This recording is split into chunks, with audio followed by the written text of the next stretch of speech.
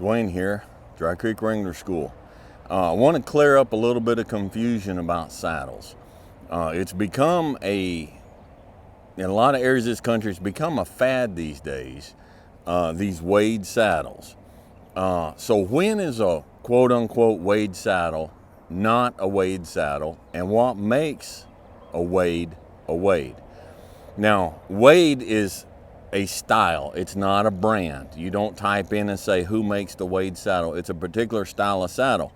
Now, they are identified normally by the larger horn and slick fork. They don't have the swells that come out, okay? This is a Wade saddle.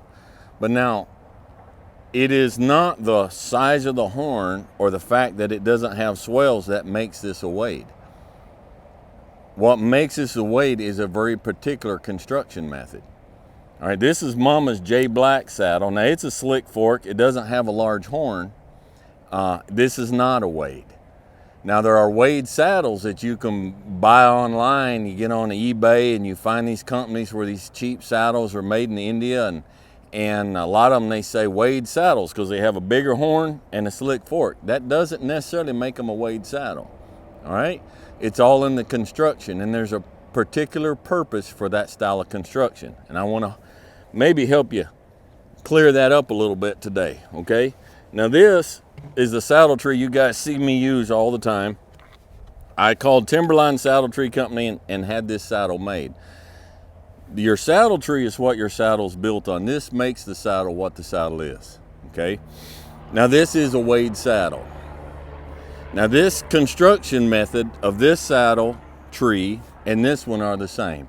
They're made out of wood, wrapped in rawhide, and then urethane is sealed to keep the water out. But it's the carving and construction method that makes it different.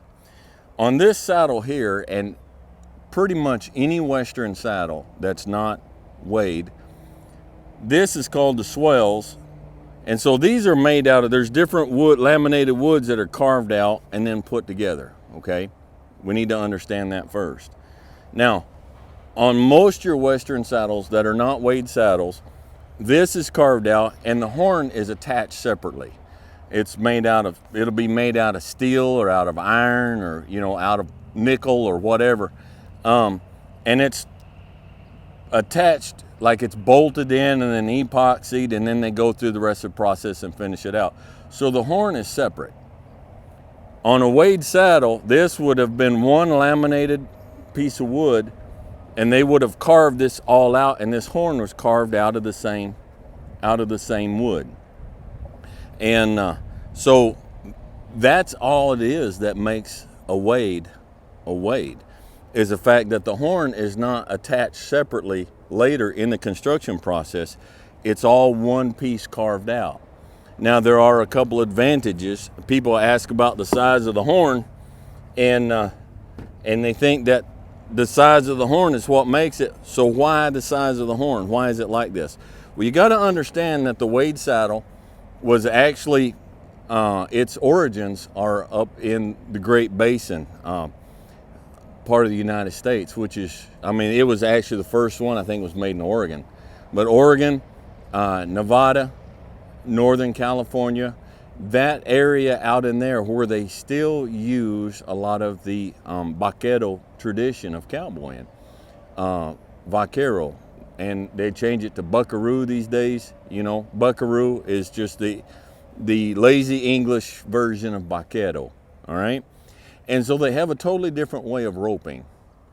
And so the diameter of the horn, you'll notice a lot of your roping saddles at rodeos, the horns are wrapped in rubber, all right? They rope, they dally, and everything, it stops immediately. With this horn, they got longer ropes. They do a different style of roping, and so they can feed that rope. These are, you can't see it, that's mule hide around there. So it doesn't grab as tight. So they can feed that rope out. Kind of think of if you're fishing, you got a drag on your fish and you don't want to snap your fishing line. So you put a drag on and you let that fish you slow it down, run it out. Kind of roughly that idea. You get someone out there who uses an actual riata, which is a braided rawhide lariat, or longer lariat, or maybe it's not the riata, which is easier to break, but just the fact that they don't slam and bang their cattle. They want to rope them, slow them down, and stop them to a degree. Well, with the more diameter, they got more surface area, and they can do that. But the bigger difference is, I don't know if Mama can get in here and see this on the camera. I don't want to pull these off. So Mama, can you look at this gullet right in here? This is called the gullet of the saddle. Now, if you look how thick this is, that has to be thick because there has to be enough meat in this wood that they can bolt this horn in here and it not break off. Okay?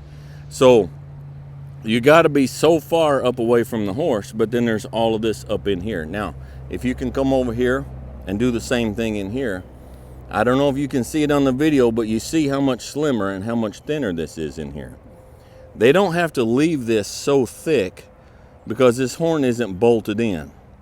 So what this does is this sets down lower on the horse's back. It gives you lower point of contact on the horse. And that's the only real, that's the real difference that that makes a Wade saddle different from another saddle. Are they superior saddles? They're not a superior style of saddles. Now, most of your best, I'm gonna say it like this, someone may disagree, but that's okay. In my experience, most of your best top saddle makers that make handmade saddles, they're building mostly Wade saddles these days. Now, I don't know if that's just because that's where the demand is, but I know a lot of your cowboys out west, especially further north, you don't see them so much in Texas or Kansas these days, but further north, this is what they're riding, and this is what works.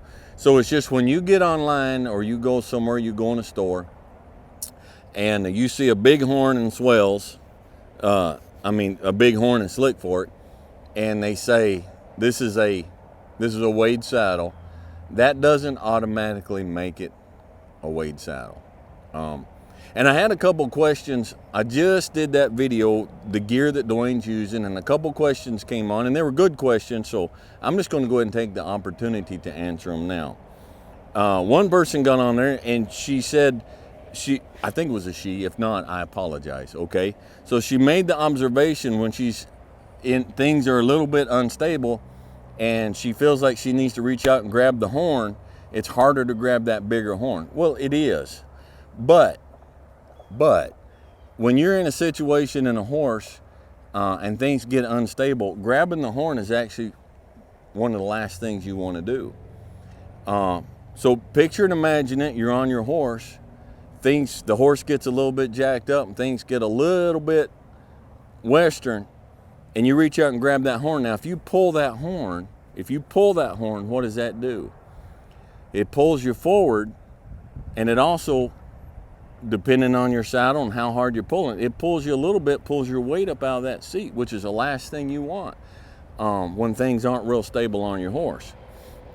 All right. Now, some people, they'll reach around. This cantle on this has that Cheyenne roll. Now, I know a lot of cowboys, they run this Cheyenne roll because when things get a little bit exciting, they reach around and grab that Cheyenne roll like that, and you pull on that, and that pulls you down in your seat. And the other thing is, and I don't have one on any of these saddles, but they have what's called a night latch. You can look it up, and basically it's just a leather strap that goes through the gullet and comes up. That's just here on your saddle. If you tend to ride fracture stock, then you can reach down and grab that, and that pulls you down in the seat. So you don't really want to, if things get a little bit unstable, grabbing the horn, even if it's a smaller horn like this, is not always the best option, okay? And then another guy just sent a question in, how are the bucking rolls in these saddles bags attached? Bucking rolls are attached to your saddle, just a screw. See, even this saddle has, all your Western saddles will either have concho or a screw right here, and the concho is screwed in, all right? So these are just screwed on each side, and they're just tied together in the middle. So there's just the one screw on each side. So when I get ready to pull these bucking rolls off, I'll just pull that screw with that washer around it, that crowned washer around it, I'll just pull them out, pull the bucking rolls off, and put them back in. You don't want to do that too much because you'll wear out your screw holes and then they won't hold so often. And then my saddlebags on here are attached. I drilled holes all the way through.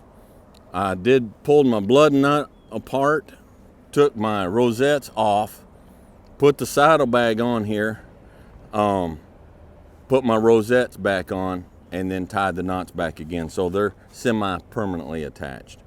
And that's how I have mine on here. So I hope that answered. Anyhow, just a little short piece of information that help maybe clarify things for you a little bit. And it's just when you go to buy, and saddles are expensive, they are an investment. When you go to buy, the more information you have, the better you're able to make an informed purchase and informed decision. All right?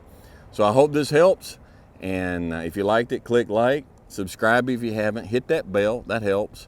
And if you've got somebody that you know who's maybe in the market for another saddle, hit share, send it to them, say here's a little bit of information that might help you with what you're trying to do. And we just look out for each other, and we'll catch you guys next time.